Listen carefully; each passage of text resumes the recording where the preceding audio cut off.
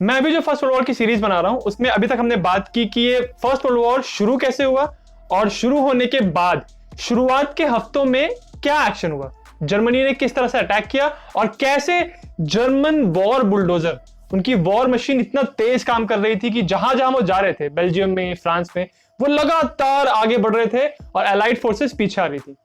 But finally जहां पे allied forces ने जर्मन वॉर मशीन को रोका, वहां पे हुआ था द फर्स्ट बैटल ऑफ मान और उसी के बाद द फर्स्ट बैटल ऑफ यीप्र। और इन्हीं दोनों बैटल्स के बारे में इस वीडियो में हम बात करेंगे। कहानी शुरू होती है सितंबर के महीने में, साल है 1914।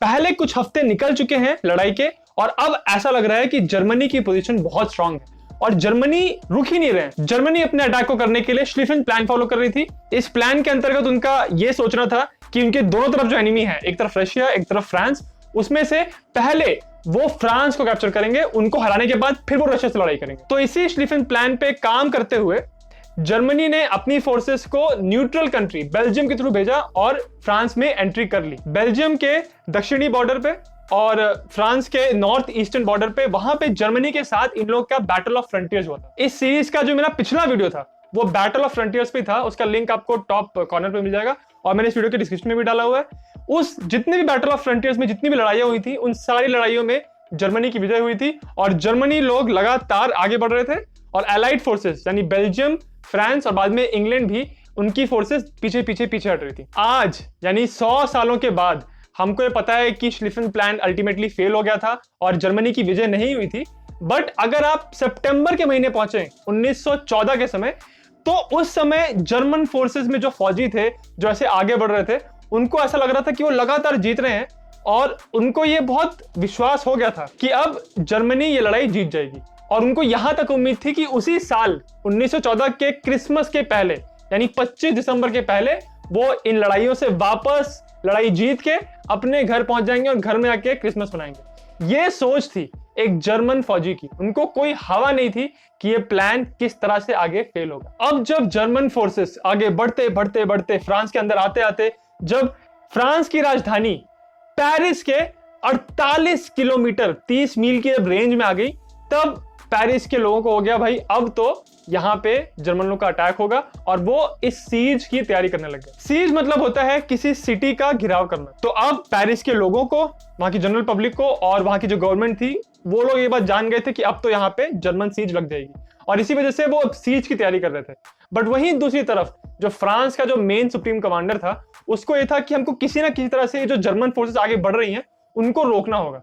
तो उन्होंने, फ्रांस की गवर्नमेंट ने फ्रांस के मिलिट्री गवर्नर के पद पे एक 65 ईयर ओल्ड आदमी को वहां पे उन्होंने अपॉइंट किया। उस बंदे का नाम था जनरल योसेफ गैलिनी। उन्होंने अपनी कैलकुलेशंस करके ये हिसाब लगाया कि 5 सितंबर तक आते आते जर्मन फोर्सेस पेरिस के अंदर पहुंच जाएंगी और इसी वजह से उन्होंने कुछ एक प्लान बनाया।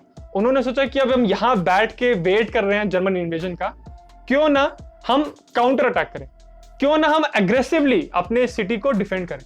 और इसीलिए उन्होंने अपने फ्रेंच सुप्रीम कमांडर से बोला उनको ये जो जर्मन फोर्सेस आगे आ रही हैं उनसे लड़ने के लिए, उन पे अटैक करने के लिए ये एक फोर्स चाहिए। तो जो फ्रेंच मेन कमांडर था उसने बोला ठीक है, ये लो भाई, तुम ये एक आर्मी ले लो, फ्रेंच आर्मी, और इसको लेके अब तुमको पेरिस को डिफेंड करना है। अच्छा, ये तो कहानी थी फ्रांस की साइड की। जर्मनी की साइड पे क्या हो रहा था? जर्मनी की साइड पे ऐसा हो रहा था कि जो जर्मन लोगों का जो मेन कमांडर था उसका नाम था हेलमुथ वॉन मोल्टकी।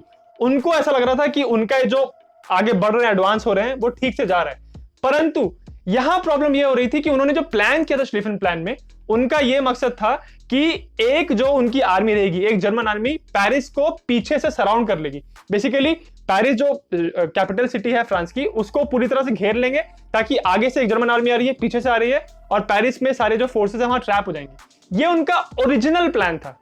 परंतु हो ये रहा था, जब ग्राउंड पे लड़ाई हो रही थी तो ये जो आर्मीज ऐसे सर्कल कर रही थी पेरिस को, उसमें से एक जो एकदम एंड पे जो आर्मी थी, जो जर्मन आर्मी थी, वो अपने मेन ऑफिसर मोल्टकी के ऑर्डर्स को डिसोबे कर रहा था। यानी उन ऑर्डर्स पे अमल ना करते हुए उसने जो ग्राउंड पे जो उसके जनरल्स थे, उसके साथी थे, उनका वो साथ दे रहा था। और इस तरह जो उसको घूम के आना था पेरिस के पीछे से, वो पेरिस के सामने से गया अपने जर्मन साथियों की मदद करने के लिए।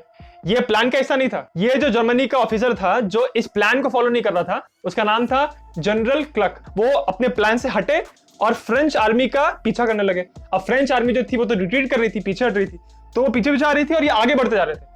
प्लान ये नहीं था, बट वो इतना आगे बढ़ गए थे कि उन्होंने मान नदी को क्रॉस कर लिया। फ्रांस में एक नदी बहती है, उस नदी का नाम मान है।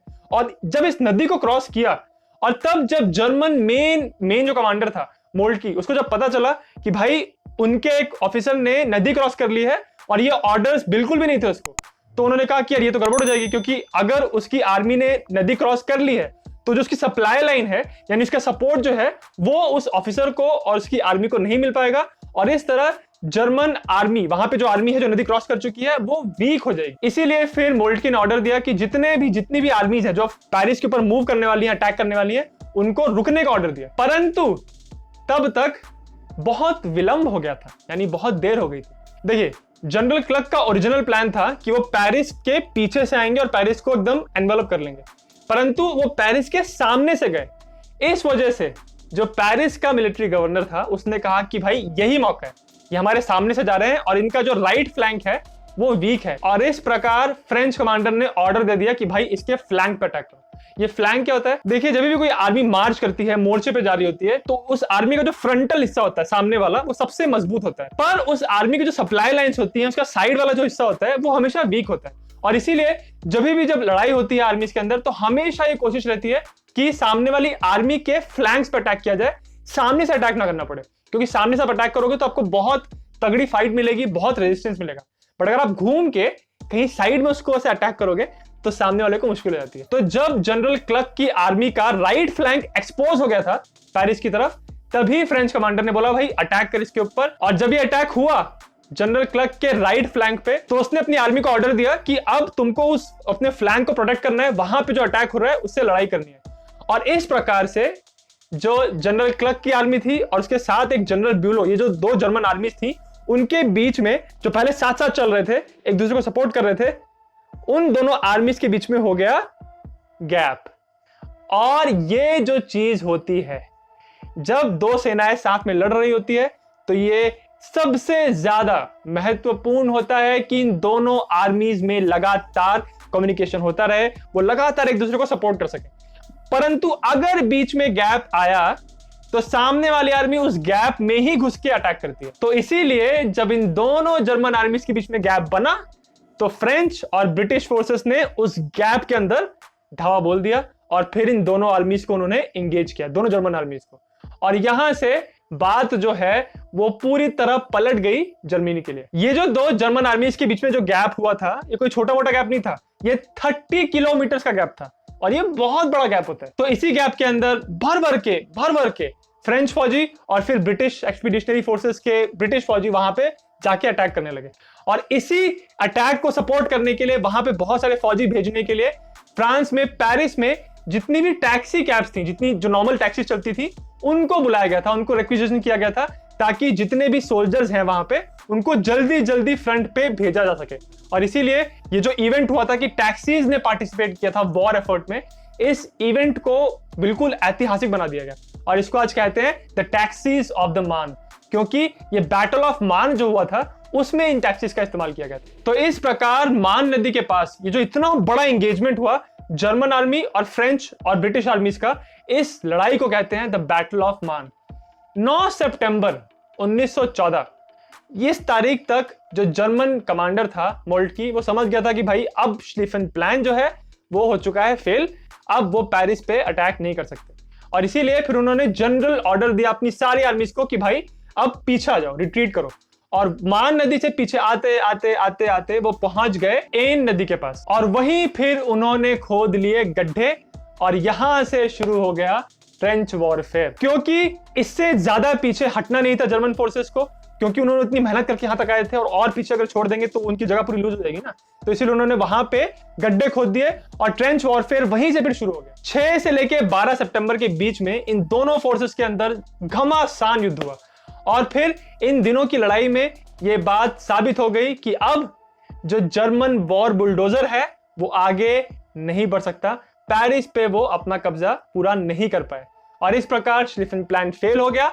और इसीलिए कहते हैं कि द फर्स्ट बैटल ऑफ मान में एलाइड फोर्सेस की विजय हुई थी, क्योंकि एलाइड फोर्सेस एक ऐसी चट्टान बन गई थी जिसके साथ जो जर्मन वॉर बुलडोजर आ रहा था उस चट्टान से टकरा के रुक गया और फिर उसको पीछे हटना पड़ा। अच्छा, ये बैटल ऑफ मान तो खत्म हो गया, बट अब ये जर्मन फोर्सेस जानती थी कि अब वो आगे तो नहीं बढ़ सकते, क्योंकि सामने ये एलाइड फोर्सेस ने इतना स्ट्रॉन्ग रेजिस्टेंस दिखा दिया है, आगे तो अब नहीं बढ़ सकते, परंतु उनको लड़ाई तो जीतनी है। तो उन्होंने क्या किया कि क्यों ना हमारे सामने जो फ्रेंच और ये जो ब्रिटिश आर्मी है, हम उनके साइड से जाके उनको आउट फ्लैंक करते हैं और फिर उनके ऊपर यहां से हमला करते हैं। तो ये जो मिलिट्री स्ट्रैटेजी थी आउट फ्लैंकिंग वाली, ये कोई नई बात नहीं थी, क्योंकि जैसे ये लोग सोच रहे थे जर्मनी वाले, वैसे यही स्ट्रैटेजी सोच रहे थे एलाइड फोर्सेस। तो उन्होंने भी सोचा कि सामने अब जर्मनी लोग हैं, इनको हम हटाएं कैसे, सामने से तो अटैक नहीं कर सकते, तो क्यों ना हम इनके साइड से जाके आउट फ्लैंक करें इनको। तो ये दोनों आर्मी सोचने लग गई कि हम एक दूसरे को आउट फ्लैंक करेंगे। इसीलिए इन दोनों आर्मीज का जो एक दूसरे को आउट फ्लैंक करने का जो पर्पस था, इस पर्पस को फॉलो करते करते करते करते वो ऊपर की तरफ जाने लग गए, यानी नॉर्दर्न साइड में।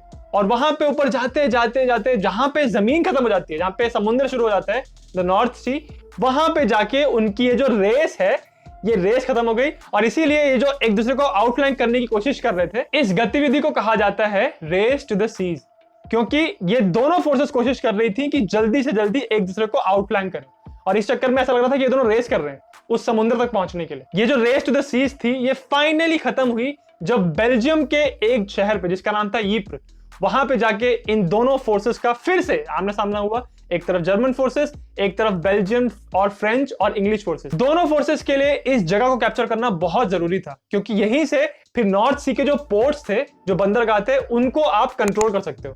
इसी वजह से एलाइड फोर्सेस कोशिश कर रही थी कि किसी भी कीमत पे ये जगह उनके हाथ से नहीं निकलनी चाहिए। और इसी रीजन की वजह से जर्मन फोर्सेस अपना पूरा दम लगा रही थी कि ये जगह तो हमको इनसे छीननी है। इस प्रकार अक्टूबर 19 से लेके 22 नवंबर तक साल 1914, इस पूरे अंतराल में ये बैटल ऑफ यीप्र हुआ और इस लड़ाई में बहुत सारे सोल्जर्स की जानें गई, परंतु अल्टीमेटली इसमें जीत एलाइड फोर्सेस की हुई। हालांकि वो लोग जर्मनी को पूरी तरह वापस जर्मनी नहीं भेज पाए, परंतु इस जगह को उन्होंने प्रोटेक्ट किया और जर्मन फोर्सेस उन जगहों को, उनके बंदरगाहों को कंट्रोल नहीं कर पाई, और इसीलिए इसको कहते हैं कि एक एलाइड विक्ट्री थी। जब यहां पे भी जीत नहीं मिली जर्मन्स को, तो वो समझ गए कि अब तो हमको ट्रेंचेस खोद के वहीं पे अपनी जगह बनानी होगी, डिफेंसिव पोजीशन बनानी होगी। और उन्हीं की देखा देखी फिर फ्रेंच और ब्रिटिश सोल्जर्स ने भी वहां पे ट्रेंचेस खोदने शुरू कर दिए। और ये जो ट्रेंचेस वो खोदे थे उन लोगों ने, वो कहां बेल्जियम में शुरू होके कहां स्विट्जरलैंड के बॉर्डर तक, ये लंबे जो ट्रेंचेस खोदे थे, इन्हीं ट्रेंचेस में फिर आगे आने वाले 4 सालों तक लड़ाई हुई और दोनों फोर्सेस उन्हीं ट्रेंचेस में बैठ के पूरी तरह स्टेलमेट में थी, यानी कहीं भी कोई मूवमेंट नहीं हो रहा था और कुछ भी ऐसा बिल्कुल नहीं लग रहा था कि इसमें जीतेगा कौन। हालांकि इन 4 सालों में दोनों साइड ने बहुत बार एक दूसरे के ट्रेंच सिस्टम को तोड़ने की कोशिश की, ब्रेक थ्रू करने की कोशिश की, परंतु हर बार हार ही मिली, क्योंकि ये ट्रेंचेस का सिस्टम इतना खराब था कि ट्रेंचेस में लोग बैठे हुए मशीन गन्स लेके, आप अगर बाहर निकलोगे तो तुरंत आपको गोली लग जाएगी सामने वाले से, मशीन गन से या फिर स्नाइपर से। तो इस प्रकार कभी भी ट्रेंच सिस्टम से जीत हासिल नहीं हुई, सिर्फ स्टेलमेट ही रहा वहां पे। ये थी यीप्र की पहली लड़ाई। यहाँ पे बाद में 2 बैटल्स और हुई थी, परंतु कुल मिला के अल्टीमेटली ये जगह एलाइड फोर्सेस के कंट्रोल में रही। द बैटल ऑफ मान और द बैटल ऑफ यीप्र, ये दोनों बहुत ही इंपॉर्टेंट, बहुत डिसाइसिव बैटल्स थे, क्योंकि अब इन दोनों बैटल्स ने जो जर्मन वॉर बुलडोजर लगातार आगे बढ़ रहा था और सबको लग रहा था कि अब जर्मन सबको खा जाएंगे, वो चीज वहां पे खत्म हो गई। उनका जो एडवांस था वो यहाँ पे आके रुक गया और अब दोनों साइड के सोल्जर्स को, यहाँ पे एलाइड सोल्जर्स को और यहाँ पे जर्मन सोल्जर्स को, ये बात साफ पता चल गई कि जो उन दोनों की सरकारों ने उन फौजियों को बोला था कि आप जाओ फ्रंट पे लड़ाई करो और ये क्रिसमस के पहले तो आप घर आ जाओगे, ये जो बात थी ये साबित हो गई कि ये बिल्कुल झूठ है। ये लड़ाई अब बहुत लंबी चलने वाली थी। अभी तक फर्स्ट वर्ल्ड वॉर चल रहा था द वॉर ऑफ मूवमेंट, क्योंकि सारी आर्मीज जल्दी जल्दी मूव करने की कोशिश कर रही थी, एक दूसरे को आउटफ्लैंक करने की कोशिश कर रही थी। बट जब ट्रेंचेस खुद गए एक बार और सारी आर्मीज ट्रेंचेस के अंदर आ गई, उसके बाद वेस्टर्न फ्रंट पे जितने भी बैटल्स हुए हैं वो बहुत ज्यादा कॉस्टली हुए, both in terms of men and their resources. बहुत लोगों की जाने गई। The battle of Verdun, the battle of Somme, जिस पे मैं आगे वीडियो बनाऊंगा, इन सारे बैटल्स में जमीन थोड़ी ही हासिल होती थी आपको, परंतु बहुत सारे सोल्जर्स की जान जाती थी, क्योंकि ट्रेंचेस ने ये काम कर दिया था कि आप बहुत तेजी से मूवमेंट करके एनिमी को ओवर पावर कर ही नहीं सकते थे। ये मेरी जो पूरी वर्ल्ड वॉर 1 सीरीज जो है, वो पूरी प्लेलिस्ट है, उसका 4था वीडियो था। इसका जो अगला वीडियो है यानी 5वां वीडियो है वो मैं इस वीडियो के एंड में डाल दूंगा स्क्रीन के सेंटर पे।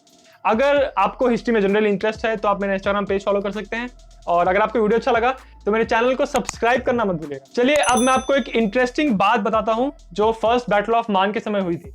जैसे मैंने आपको बताया कि जब लड़ाई हो रही थी तो फ्रांस के जो पेरिस के शहर में सारी जो टैक्सी थी, जो कैब्स थी, उन लोगों को रिक्वेस्ट किया था गवर्नमेंट ने कि आप हमको हेल्प करिए सोल्जर्स को फ्रंट तक लेके जाने के लिए।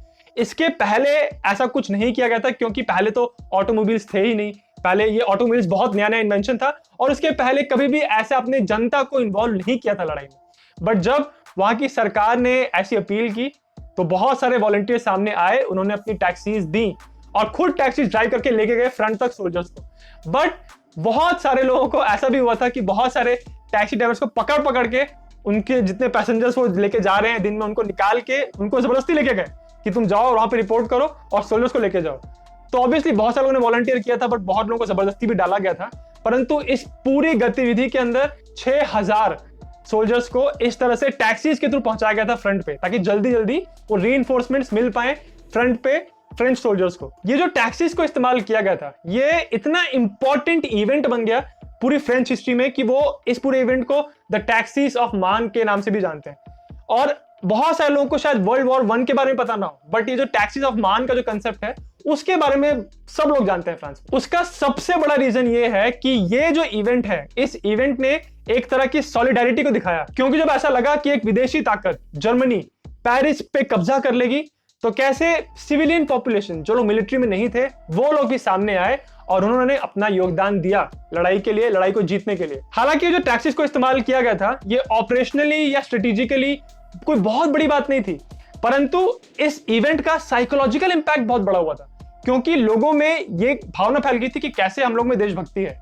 और इसी वजह से आगे आने वाले सालों के लिए इस इवेंट को, द टैक्सीज ऑफ द मान को ऐसे लोग याद करते थे अपने आप को हिम्मत दिलाने के लिए और इस भरोसे को मजबूत रखने के लिए कि फ्रांस को कोई हरा नहीं सकता, क्योंकि उन लोगों में कितनी एकता है। और आज भी वो लोग इसीलिए टैक्सीज ऑफ द मान को बहुत बहुत ही चाव से याद करते हैं। अब यहां पे मैं आपसे एक सवाल पूछूंगा, क्या आपको लगता है कि आज के टाइम अगर किसी देश पे इस तरह से कोई विदेशी ताकत हमला कर रही है तो क्या आपको लगता है कि सिविलियन पॉपुलेशन जो है वो इस तरह से आगे बढ़ के वॉलंटियर करके सरकार की और मिलिट्री की मदद करने की कोशिश करेगी? आप क्या सोचते हैं इसके बारे में? मुझे कमेंट्स में जरूर बताइएगा।